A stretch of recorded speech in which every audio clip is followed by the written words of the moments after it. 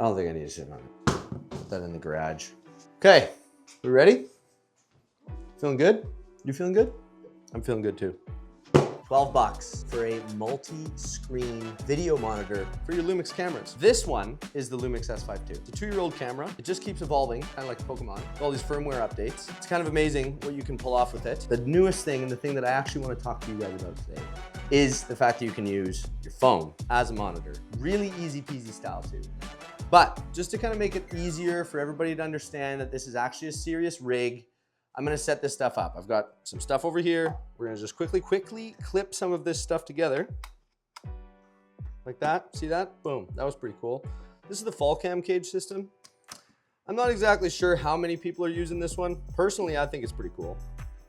I like the ease of use. I like the fact that you can kind of like click things into position really quite easily.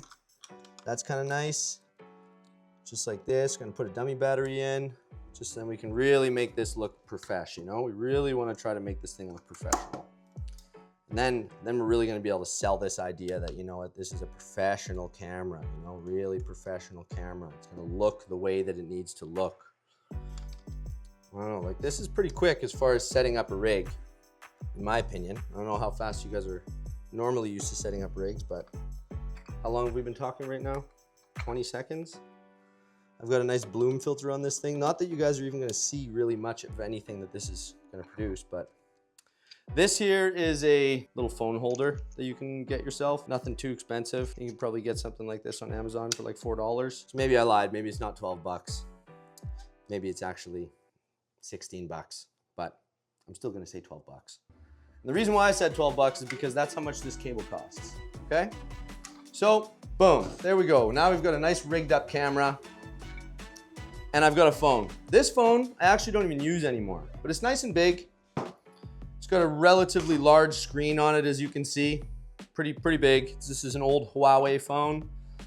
This one was from maybe like 2018, something like that. What I did with this cable is I actually got the 90-degree angle in there just to be able to make it a little bit easier to get into this C port right here. This is USB-C port. We're plugging that little sucker into there. We're gonna get this guy plugged into here. Okay, so turning this unit on, we've got, you know what? I made a little bit of a mistake because I wasn't paying attention because I was too excited to talk on the camera. I'm gonna pull this camera off of the cage that I've built here. I'm gonna whip out this just so that we can actually see what we're trying to do.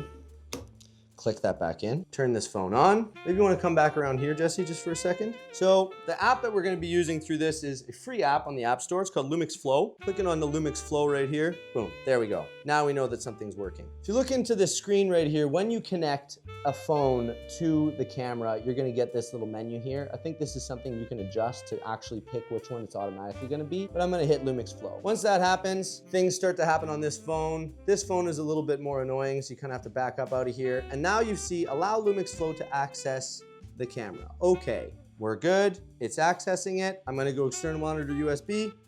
Boom, just like that.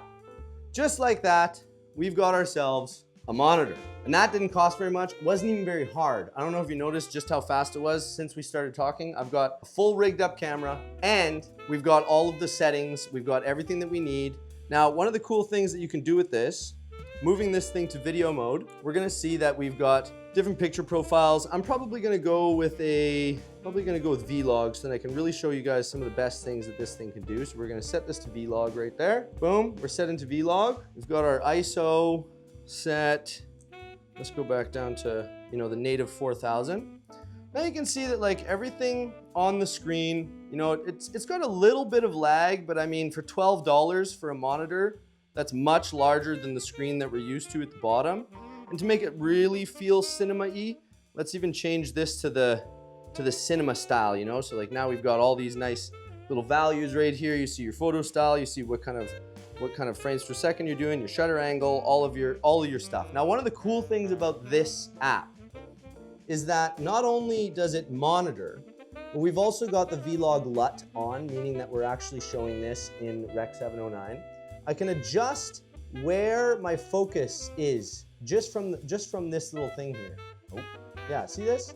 Boom, boom.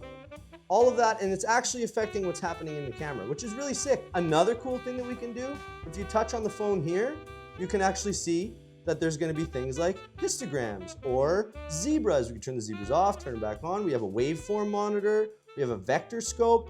Like, these are actually all really professional things that you would normally see on a fancier monitor. That would probably cost somewhere between $400 and $1,200. Everybody has a phone, either an Android or an iPhone. Anything with USB-C can be plugged straight into this camera, which is pretty sick. Now look at this as well. What you can do is you can actually adjust your shutter angle over here. You can change your shutter angle straight from the phone, which is pretty sweet. So you've got camera controls. You can change your f-stop, you know, up to f11, back down to f1.8 because I'm using this 24mm. You can change your exposure, you can change your ISO, and you can change your white balance, all from this little phone screen, which is pretty sick. I mean, I used it just the other day to film one of our friends running a, I don't know, what was that, like 180 kilometer or 215 kilometer run. It was crazy, but this was really, really handy because I was able to properly run around with this camera.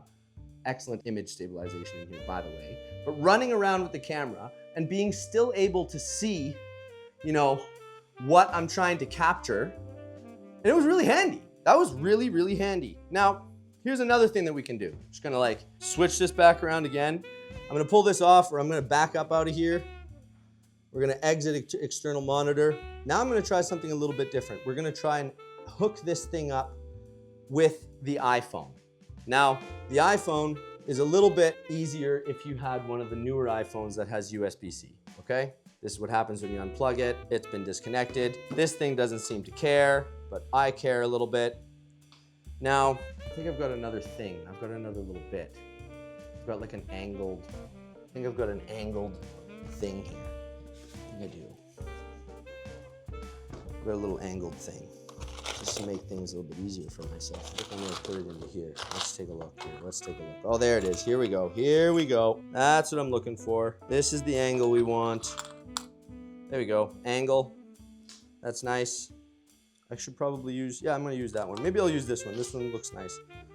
You could be putting a cable clamp on this cage just to make sure that you're not gonna wear out that USB-C port, just in case, which is kind of like, that's kind of handy. You don't want to be wearing out the USB-C port. So I would normally be using a cable clamp if I'm going to be doing this long term. But right now, just for the sake of showing everybody how this works and just how cool this is, I'm just going to use this little angle just to keep it out of the way of my hands.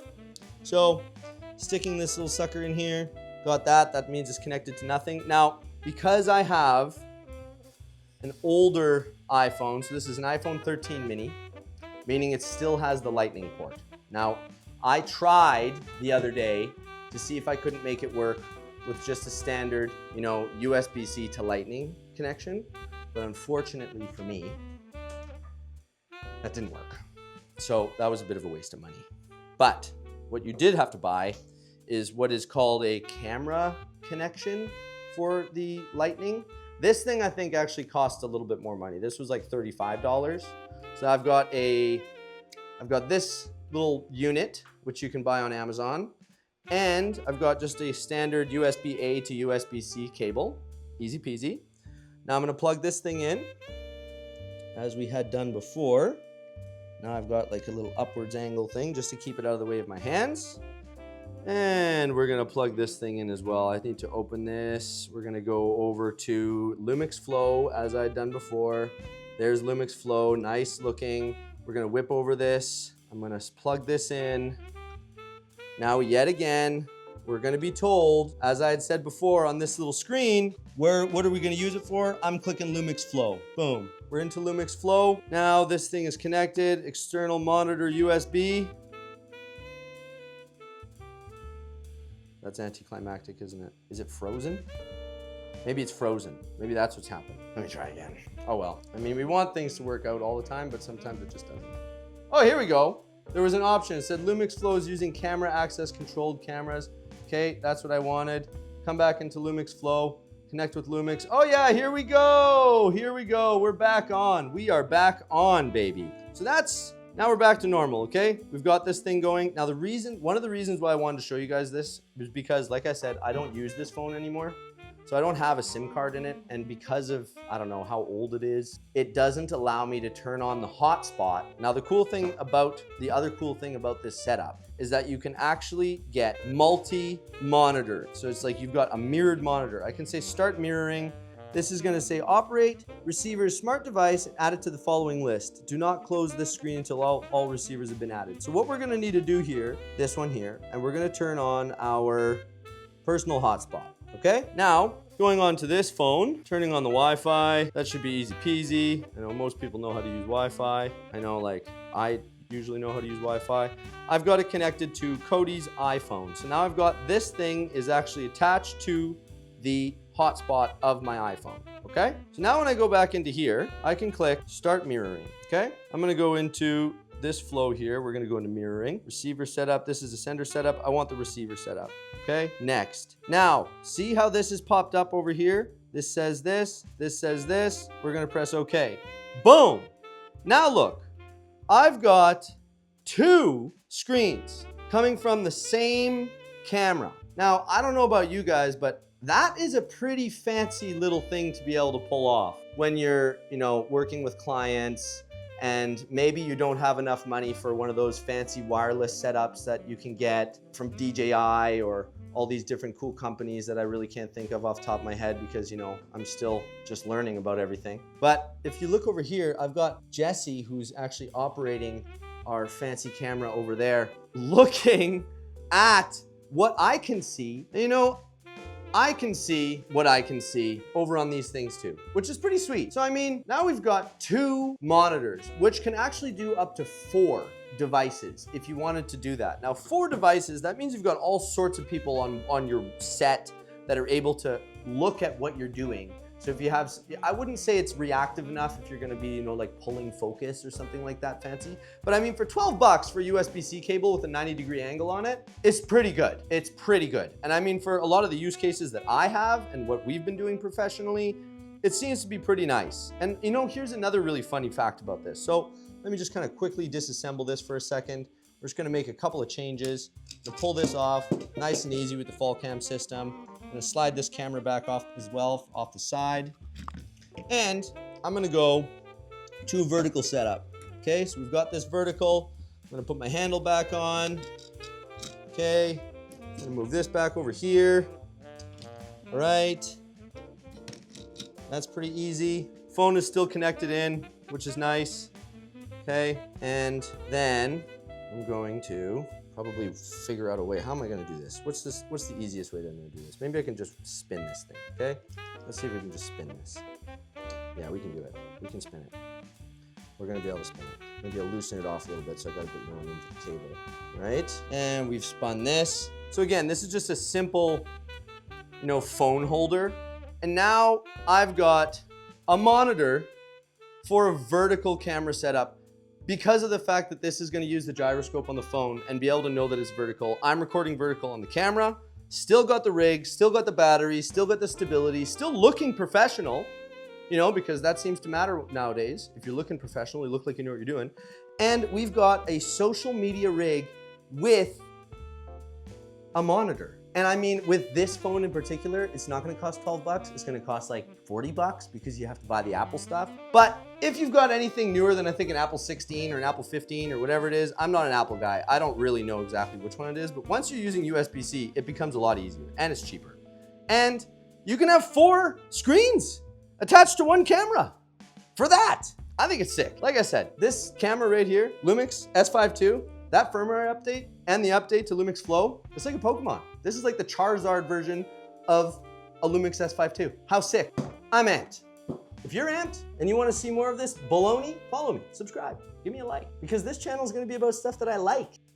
And I like this kind of stuff. This was sick, and it's actually useful, and it's cheap, and it's got like so many different use cases. And LUMIX FLOW doesn't just do that. It's got all sorts of different things. It's got storyboarding. It's got the monitors. It's got, I don't even remember, but it's okay because you can look it up yourself. I just want to get the Bluetooth turned on. This is gonna be funny because you're like, oh shit, I forgot. It's more real. I think more real is good. Oh yeah, okay, here we go. I forgot something.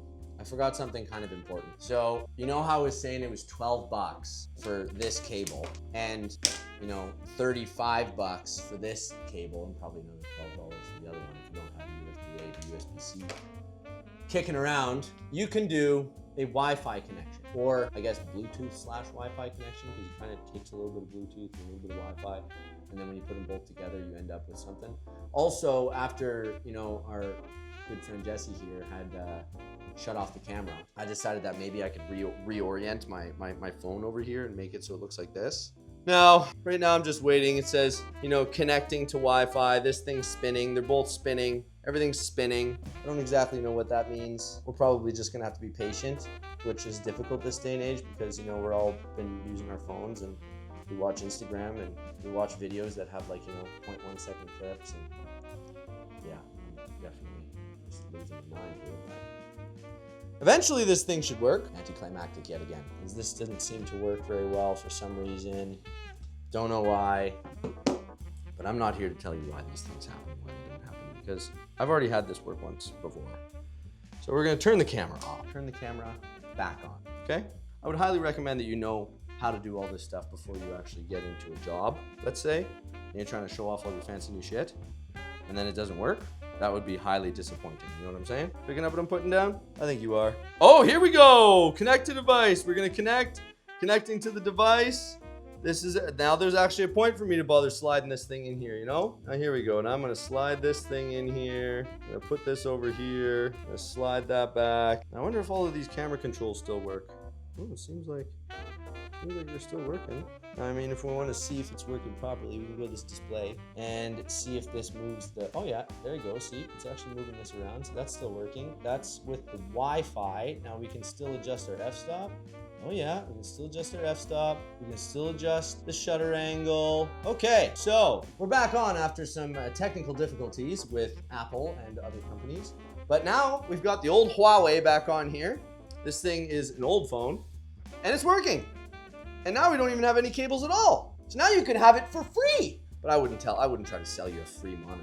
I mean, that makes no sense, but I can tell you that the free monitor does work. The only difference between the free monitor and the $12 monitor is that you cannot do Wi-Fi mirroring if you're gonna be using this version of the monitor because, well, you know, you've got to use Wi-Fi to make it connect. So yeah, this was an afterthought and it didn't go smoothly, but now that we know, boom.